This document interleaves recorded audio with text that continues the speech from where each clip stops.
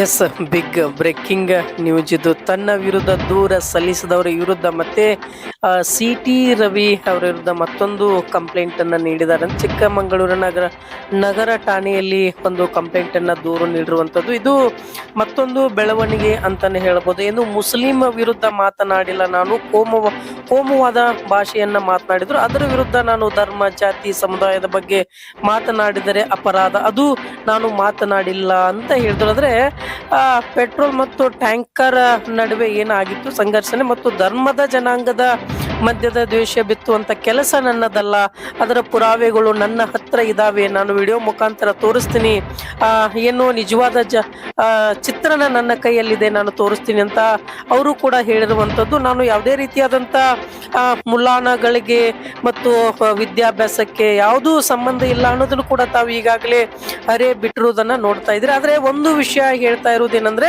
ನಾನು ಯಾವುದೇ ಕಾರಣಕ್ಕೂ ಹಿಂದೂ ಮತ್ತು ಧರ್ಮ ಜಾತಿಯಲ್ಲಿ ಮತ್ತು ಮುಸ್ಲಿಂ ಜಾತಿಯಲ್ಲಿ ನಾನು ಮಾತನಾಡಿಲ್ಲ.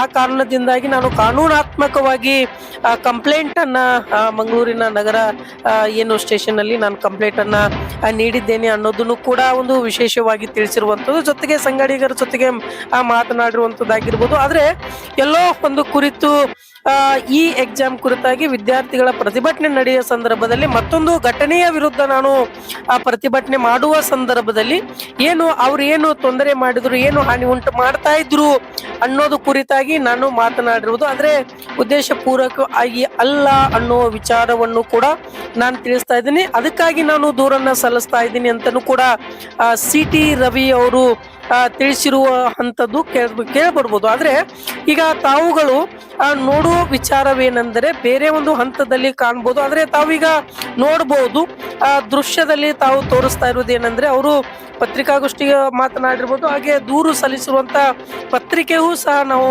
ಈಗ ತೋರಿಸ್ತಾ ಇರುವುದು. ಏಕೆ ಅಂದ್ರೆ ಈ ರೀತಿಯಾಗಿ ನಡೆದು ಬಂದ್ರೆ ಧರ್ಮದ ನಡುವೆ ಮತ್ತು ಧರ್ಮ ಜಾತಿಯ ನಡುವೆ ನಾವು ಯಾವುದೇ ರೀತಿಯಾದಂತ ಜಗಳ ಮಾಡಿಲ್ಲ, ತೊಂದರೆ ಮಾಡಿಲ್ಲ. ಆದ್ರೆ ಬಹಳ ಸ್ಪಷ್ಟವಾಗಿ ತಿಳಿಸುವ ವಿಚಾರವೇನೆಂದರೆ, ನನ್ನ ಹತ್ತಿರ ನಿಜವಾದ ಛಾಯಾಚಿತ್ರಣಗಳು ಇದಾವೆ. ಹಾಗಾಗಿ ನಾನು ಯಾವುದೇ ಕಾರಣಕ್ಕೂ ನಾನು ಕೋಮು ಗಲಭೆ ಎಬ್ಬಿಸುವಂತ ಮಾತುಗಳನ್ನ ನಾನು ಮಾತನಾಡಿಲ್ಲ ಅನ್ನುವ ವಿಚಾರವನ್ನ ಕೇಳ್ತಾ ತಾವುಗಳು ತೋರಿಸ್ತಾ ಇರುವ ದೃಶ್ಯದಲ್ಲಿ ನೋಡ್ತಾ ಇರಬಹುದು. ಯಾಕೆ ನಾನು ಆ ರೀತಿ ಮಾತಾಡಿದ್ದೇನೆ, ಯಾಕೆ ಮಾತಾಡಿಲ್ಲ, ನಾನು ಯಾಕೆ ಕಂಪ್ಲೇಂಟ್ ಅನ್ನು ಕೊಟ್ಟಿದ್ದೀನಿ ಅನ್ನೋದನ್ನು ಕೂಡ ಅವರು ಚಿತ್ರಣದಲ್ಲಿ ತೋರಿಸ್ತಾ ಇರುವಂತದ್ದು. ಯಾಕೆಂದ್ರೆ ಈ ರೀತಿಯಾಗಿ ಆಗಿರುವುದು ಯಾಕೆ ಈ ರೀತಿ ಆಯಿತು ಅನ್ನೋ ಕಾರಣಕ್ಕೆ ನಾನು ಹೇಳಿರುವುದು. ನನ್ನ ವಿರುದ್ಧ ದೂರು ಸಲ್ಲಿಸಿದವರಿಗೆ ಅದಕ್ಕೆ ನಾನು ಕೂಡ ಅವರ ವಿರುದ್ಧವಾಗಿ ನಾನು ಕಂಪ್ಲೇಂಟ್ ಅನ್ನ ನೀಡಿದ್ದೇನೆ ಅನ್ನೋದನ್ನು ಕೂಡ ಪತ್ರಿಕಾಗೋಷ್ಠಿಯಲ್ಲಿ ಸಿ ಟಿ ರವಿ ಅವರು ಮಾತಾಡುವಂತದ್ದು. ಮುಂದೇನು ಆಗುತ್ತೆ ಅನ್ನೋದನ್ನು ಕೂಡ ಕಾದು ನೋಡಬಹುದು. ಇದು VMT